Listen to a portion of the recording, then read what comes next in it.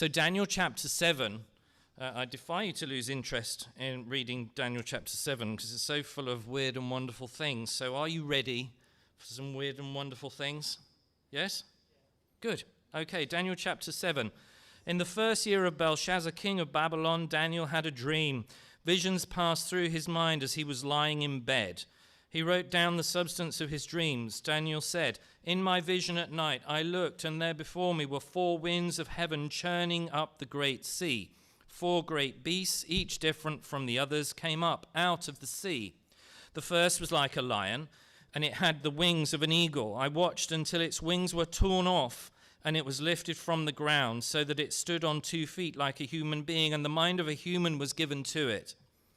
And there before me was a second beast, which looked like a bear. It was raised up on one of its sides, and it had 3 ribs in its mouth between its teeth. And it was told, 'Get up and eat your fill of flesh.' After that I looked, and there before me was another beast, one that looked like a leopard, and on its back it had 4 wings like those of a bird. The beast had 4 heads, and it was given authority to rule. After that, in my vision at night, I looked, and there before me was a 4th beast, terrifying, frightening, and very powerful. It had large iron teeth. It crushed and devoured its victims and trampled underfoot whatever was left. It was different from all the former beasts, and it had 10 horns. 4th beast, 10 horns on its head. While I was thinking about the horns, there before me was another horn. So this is horn number 11. A little one, which came up among them. A bit like when children have teeth, when they get their teeth and they push through. When the second set of teeth are coming, the tooth that's underneath displaces the baby tooth or baby teeth that are in the way, don't they? And so this horn displaces 3 of the original horns, and it uproots them. The horn had eyes like the eyes of a human being, certainly not true of teeth, and a mouth that spoke boastfully. And as I looked, thrones were set in place, and the Ancient of Days took his seat. His clothing was white as snow. The hair of his head was like wool. His throne was flaming with fire, and its wheels were all ablaze. A river of fire was flowing, coming out from before him. Thousands upon thousands attended him. 10,000 times 10,000 stood before him. The court was seated, and the books were opened. I continued to watch the boastful words of the horn that he was speaking. I kept looking until the beast was slain and its body destroyed and thrown into the fire. The other beasts had been stripped of their authority, but were allowed to live for a period of time. In my vision at night, I looked, and there before me was one like a son of man. Coming with the clouds of heaven, he approached the Ancient of Days and was led into his presence. He was given authority, glory, sovereign power. All nations and peoples of every language worshipped him. His dominion is an everlasting dominion that will not pass away, and his kingdom is one that will never be destroyed. And then it tells us that Daniel was troubled in spirit. Who wouldn't be if you had all that in the night? Not much sleeping going on, was there, for Daniel, as he saw these visions? And you'll notice when you read this text at home that in the first verse it said, "This is the sum total of what I saw." I'm giving you the highlights of what I saw. This is like, in book terms, the abridged version. This is the version which has been chopped down. Pages have been removed, and this is concise. It is absolutely specific. So what he is giving us is simply a summary of what happened to him. This took hours, probably. And then he says that he was troubled in spirit. We would all be troubled in spirit, I'm sure, if that happened to us as well. And then he's told the meaning of these things. He asks one of the angels who's there, one of the people, and he says, what does this mean? And so he's told what it means. But one of the things that comes out at the end of this is it talks about, verse 23, the explanation, the fourth beast is a fourth kingdom. It will appear on the earth, different from the other kingdoms, will devour the whole earth, trampling it down, crushing it. 10 horns are 10 kings who will come from this kingdom, and after them another king will arise, different from the earlier ones. He will subdue the 3 kings. He will speak against the Most High and oppress his people, his holy people, and try to change the set times and the laws. The holy people will be delivered into his hands for a time and half a time. The court will then sit, and his power will be taken away and completely destroyed forever. The sovereignty and power and the greatness of all the kingdoms under heaven will be handed over to the holy people of the Most High. His kingdom will be an everlasting kingdom, and all rulers will worship and obey him. And then it says this, I, Daniel, was deeply troubled by my thoughts, and my face turned pale. Now, how interesting that when given the answer, being told what will happen, and I don't know if you noticed, but the Ancient of Days is God, and the Son of Man is, well, the Son of Man from the New Testament, who is the Lord Jesus Christ, is the Son of Man, who comes into the presence of the Ancient of Days, and the books will be opened. That is the day of judgment, which Revelation talks about. And by the way, if you want to understand the book of Revelation, you have to come by the book of Daniel. If you try to understand Revelation, you will basically, without knowing and thinking about the Old Testament, you will be playing a game called Pin the Donkey. Have you ever heard of the game Pin the Donkey? Pin the Donkey is where your eyes are covered as a child, and there is a donkey on a picture in front of you. So your eyes are completely covered. You can't see. And you're given the tail of the donkey. And you have to try to remember from what you saw before where to put the tail of the donkey. It's very funny. The tail of the donkey can end up near the head, on the legs, on the tummy, on the bottom, but not in the right place. You will end up playing Pin the Donkey if you try to understand the book of Revelation without thinking or considering the book of Daniel. You need the two. They go together. So they're like ham and cheese. They go well in a sandwich. So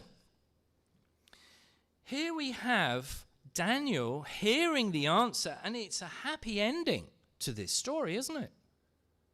The people of God are victorious. The Ancient of Days says no, destroys this fourth beast and the 10 kingdoms and the extra kingdom on top. They're all destroyed.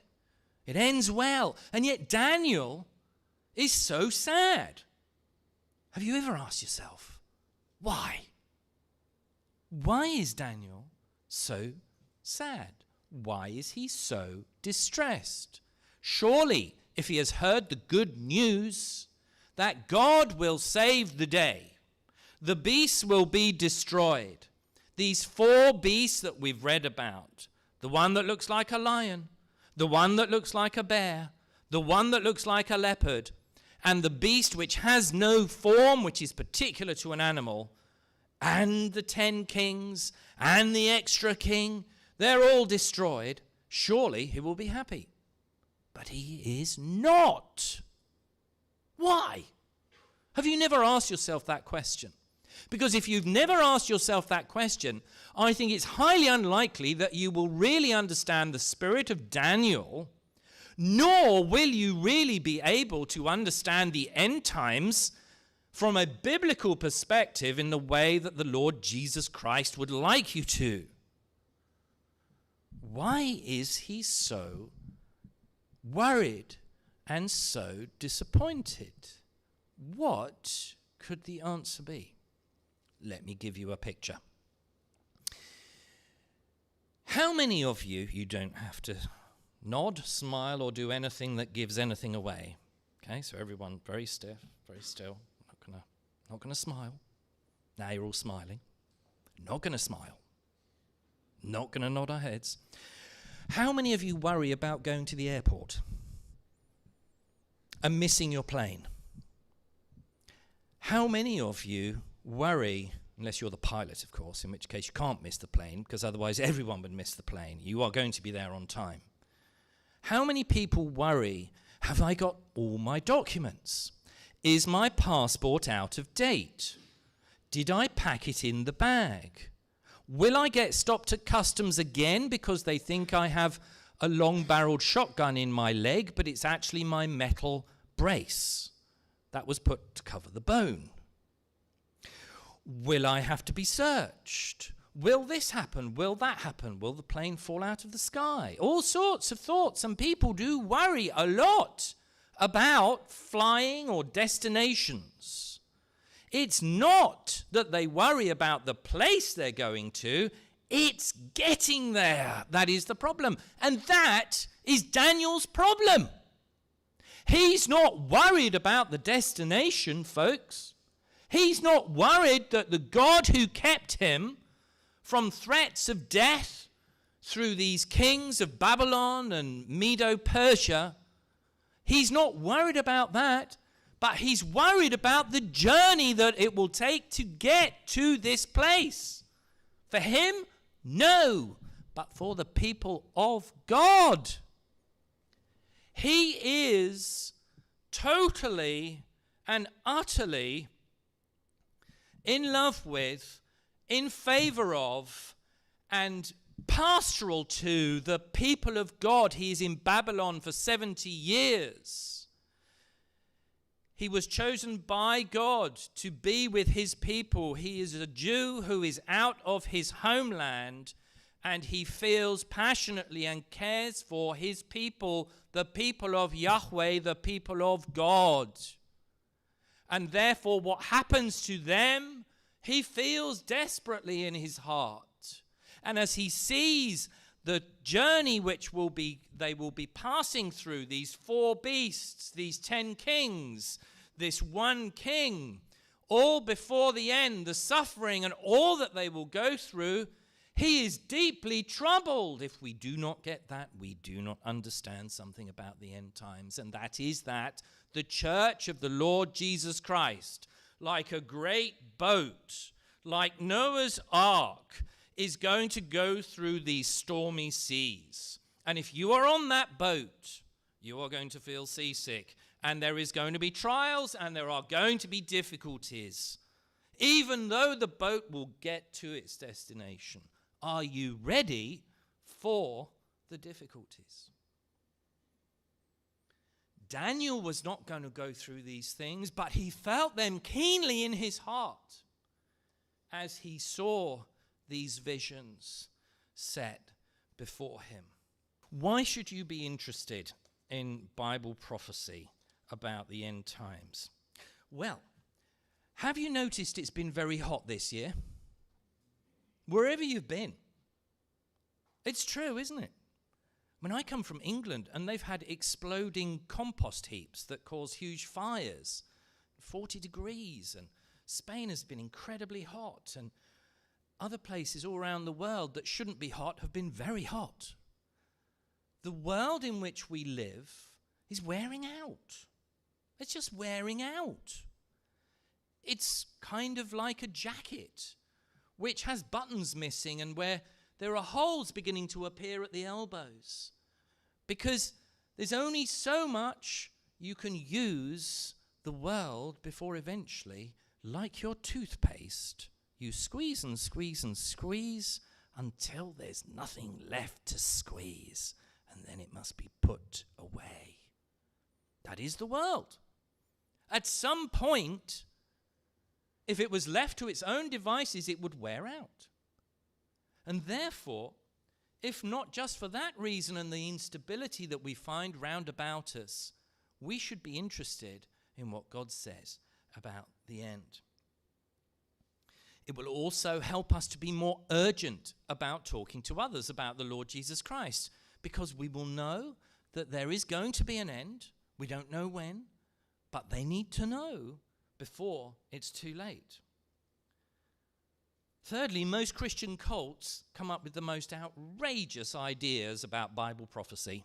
A Christian cult means it is not orthodox. It means it will not lead you to the Lord Jesus Christ. It will lead you other places. It will either lead you to giving them all your money, or it will lead you to obeying what they say, or it will lead you anywhere and everywhere except to salvation and the Lord Jesus Christ. You should not go near them. They are like poison bottles that have a skull and crossbones that needs to be written on them.